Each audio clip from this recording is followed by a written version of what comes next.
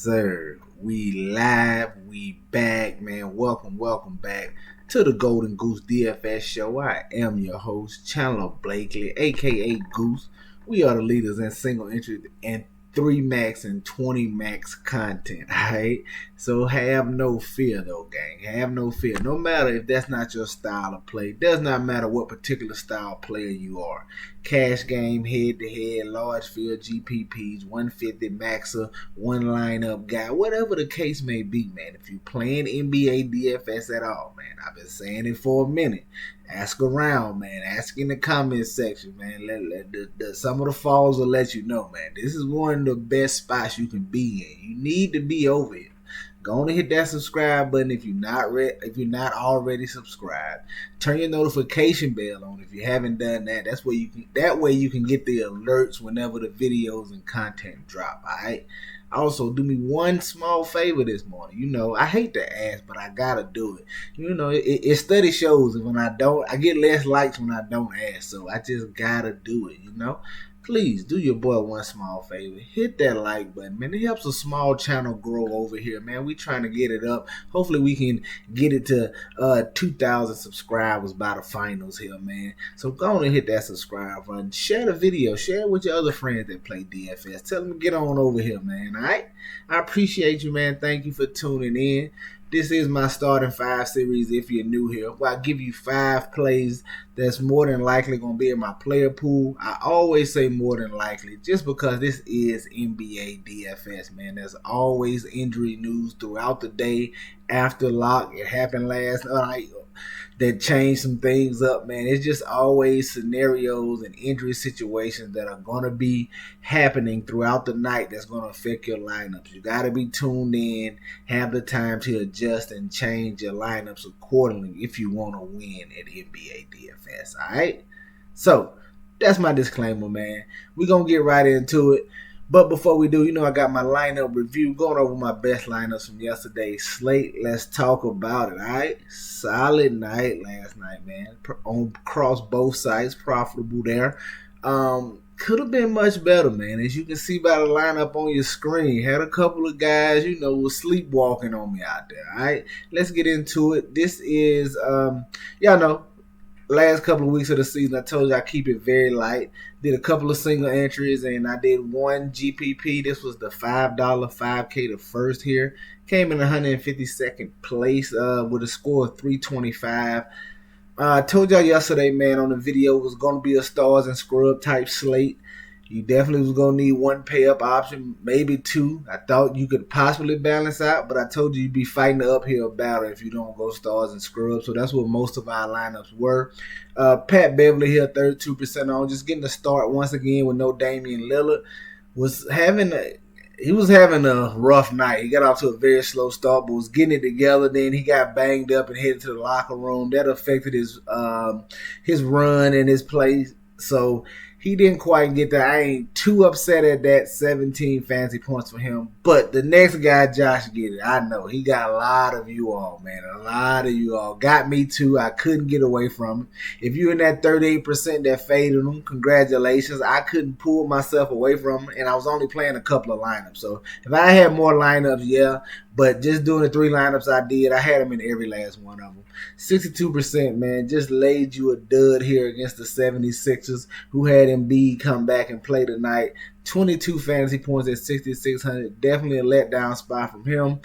Senzabar here, 25% on. Just one of the many value plays you had yesterday. So I told the gang in the live stream, but the challenge of yesterday's slate, I was like, Giddey and Giannis, just lock them in. And the challenge of yesterday's slate was getting different with your pay-up options or trying to get to different value pieces. So we had so much good value. You know, you could get unique in your combinations of the value plays here and there. And then we even got more value open up once we got that Thunder starting lineup. So that was the challenge. Just getting different with your pay-up options and trying to get different with your value pieces. Senzabar here came in at 25% on. He had a nice game here, getting the start against the Cavaliers. 40 fantasy points, almost 10x in here. One of the better value plays on the slate. Got to Giannis thumbnail yesterday. I told you just play him. I had Giannis in everything. 47% on, gave you 72 fantasy points, though, if they somehow lose to the Wizards here. The Wizards been looking very scrappy coming down the stretch, man. Banged up. There ain't nobody really just crushing them, blowing them out. They kind of scrappy down the stretch, so pay attention to that, man. 72, but a nice night from him. Jalen Williams, once we got that Thunder starting lineup, and it was no Hayward, I instantly loved the starters. Wiggins and Jalen Williams got to them as well. Williams here, 25% on, 32 fantasy points. 10xing for you right here. Got to some campaign, 40% on. He's got to start once again with Maxey being ruled out. 40% on. He dropped 34 fantasy points for us. Aaron Wiggins, 19% on, 30 fantasy points from him. And then I got the Jokic. This was originally Wemby. I had Wemby and I had somebody other. Oh, I had Wemby and Kessler. This was originally Wemby and Kessler. And then once we got that Jalen Williams news and that Jamal Murray news that he was out, I switched it and got Jokic in there. So, but 325 stars and scrub slate, very solid from my GPP. My single entry, man, little letdown spot once again here. Darius Garland at the top, man. He just continues to destroy me. Cannot get him right. I don't know what's happening, man. Great matchup against the Jazz. Darius Garland, man, 21% on, 26. I can't get him right. Just can't. Shooting guard, Josh Giddey, 71% on over here in this single entry. Oh, we came in 197th place. I think it was the $5 single entry right here. Josh Giddey was 72% on this contest. The letdown spot. Lakers, LeBron, this turned into a blowout. They got up big on the Raptors in the second half, and they didn't have to play full go here. So LeBron didn't need to do that much in this spot for the win. Only 41 from him. Got to Mamu. I thought he was a solid value play. So solid minutes last time off the bench. I actually thought it was a chance he could start with Aaron Gordon and Jokic being down low for the Dem. I thought they could opt for some more size. Didn't go that way, but he still got in there and got solid playing time. Finished one rebound shy of a double-double. 23 fantasy points here. Giannis, once again, told you I had him in everything. Sam Merrill was my contrarian value play. I told the gang last night. It was just a spot with no Donovan Mitchell playing the Utah Jazz, a horrible defense, but they give up the most threes in the NBA, and Sam Merrill's a catch and shoot guy. That's his role. I told the team he could come in and hit 4 or 5 threes and easily hit value, and he's a nice contrarian piece. He came in and hit 6 threes, so nice game from here. 33 fantasy points, definitely help us cash in this lineup. Sensabaugh once again, and then Jalen Williams once again down to the bottom. All right, so 290 over here, came in the money over here. FanDuel, awesome night as well. Had a sweat going. This was the $4. Yeah, I put 3 lineups in here. Just that $4 1K to first. Came in 12th place with 364. And Garland owed me so much money this year, man. But at the top, campaign 32% on, 32 fantasy points. Garland was 46% on this contest, only 25 from him. Wiggins once again, 33 points at 20%. Had some Levert as well. 42 fantasy points from him. Got to Corey Kispert. Thought he was coming in a little lower on for the matchup over here. Even though the Bucks have been winning, that defense is still not good. Kispert I knew he'd get some more shots with no Kuzma over there. Got to Kyron Williams, probably getting a little too cute right here. Once Gordon Hayward wasn't starting, I felt like he could just be limited. They don't like to play him minutes, man. He has rare games so far. He's gotten minutes. So I thought Cameron Williams could sneak into the rotation here. Probably just got a little too cute, man, at 2% on, only 11 fantasy points. Giannis, once again, had him everywhere. Got to Jalen Williams, 18% on, 32 fantasy points from him. And I went to Wemby, man. I told y'all I always play some Wemby. 6% on. He gave you 81 over here. Almost had a quadruple-double, 9 blocks. It's coming. I'm telling you, once he start getting big-time minutes, he going to quadruple-double. Might be in his cards more than once. But very profitable day yesterday. But let's get to today's slate, man. We got a nice, 8-gamer here. And the beauty of this one, once again, it's all within the 1 hour window, so you can start worrying about your lineups at 8 o'clock. Bad news is a lot of back-to-backs, a lot of questionable tags. We're going to have a lot of value on this slate as well. But I think the difference in today's slate versus yesterday's slate, how yesterday was the stars and scrubs slate with all the value, I don't think this one quite will be. We'll have to see. Second night of a back-to-back, Giannis could sit or he may play since they lost last night. We'll have to see. I definitely think one of AD or LeBron sits tonight, man. Playing the Wizards, they pretty much locked into that 9 seed. They don't have to win in this spot. Like they was in Toronto last night. Had to fly to DC tonight. I think it's a good chance one of these guys sit. We'll talk about it more when we get into the starting 5. But it's a lot of injury news, guys. A lot of things can change. But I think, like I said, I think today is, even though it's a lot of value, I think you can get some balanced bills or have a little more success on today's slate. All right? But let's get into it, man. At the top, point guard, that leads me into D'Angelo Russell, 7,500. I told you I think one of AD or LeBron sits. If I'm wrong, hey, I'm wrong. We'll adjust accordingly. But I think one of them sits. A wink, I think it's LeBron. So give me D'Angelo Russell here, 7,500. Once he's out, man, you know how the usage is spread around between the remaining 3, Russell, Reeves, and AD. Definitely want to get some shots on D'Angelo Russell, especially in a gravy matchup against the Washington Wizards. At the shooting guard, definitely think we can continue to look at Delano Batten, 6,900. He just continues to play well over the last week or so. Gravy matchup here for him here in this game against the Charlotte Hornets. Just who knows how this game is going to go. The offenses could be horrible and they can go super under, or they can come out and have some efficiency because of both of these defenses are terrible and they can go over. This game is just... It could be a lot of fantasy goodness over here. I definitely don't mind getting back to Delano Batten at 6,900. At the small forward, I want to look at Anthony Edwards, man. I know this is a sticky situation. It's just one of these spots you come in down that you can run into the last couple weeks of the season. Even though he's been up and down, he typically kills the bad teams. Look at his game logs against like Utah, the Spurs, against Portland. So when he plays these horrible teams like the Raptors are, he tends to crush. But you have a situation here where they're in a battle for the 2 seed with the Thunder. So it could be a situation where Minnesota doesn't even want to win this game, as the 3 seed could look a little more promising. If they stay in this 2 seed, they probably going to have to deal with a savvy veteran team in the first round like the Warriors, the Lakers, or the Suns. So this is just one of those situations you run into. You can run into the last couple weeks of the season, so we have no idea of knowing. But he's definitely kind of risky here, but I like going to him. Provided they just come out and play. He likes to play. He should be a full go if he's playing, man. I don't see Ant really saying no.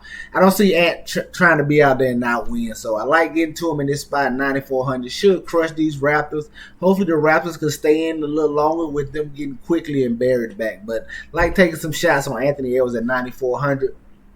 At the power forward spot, I think we can go right back to Trent Warford. They're playing these Pacers again, and everything I said last time out applies this time. The prices came up on him, $800. I think he was $36 last time, if I'm not mistaken. But he's going to see 20 to 25 minutes. And if anything goes wrong, Claxton gets in foul trouble, the game turns into a blowout like it was last time out, he's going to see increased minutes. He played 34 minutes last time, and just from watching him, seeing him in the game, he's a guy that's out there. He's aggressive. He's attacking. He's looking to score.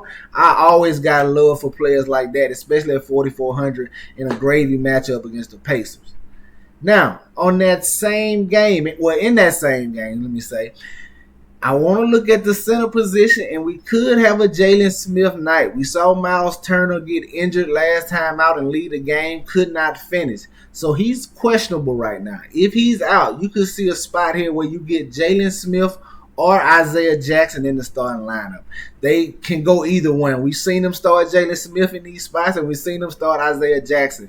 It could be an even split. One of them get the bulk of the minutes. I'm going to lean to the starter, like I always tell you, except for in certain scenarios, but in most cases, I'm going to lean to the starter in these spots. So if it's Jalen Smith, if Miles Turner can't go, it's Jalen Smith. If Jalen Smith is starting, he's the guy. If it's Isaiah Jackson, he's the guy for me. We're going to play this by ear. And this game is at 7:30, so we may not have this news quite before 7 o'clock lock, but it's still plenty of games behind it that if we get the news that Miles Turner is playing, we can adjust our lineups accordingly. But definitely keeping an eye on that spot, all right?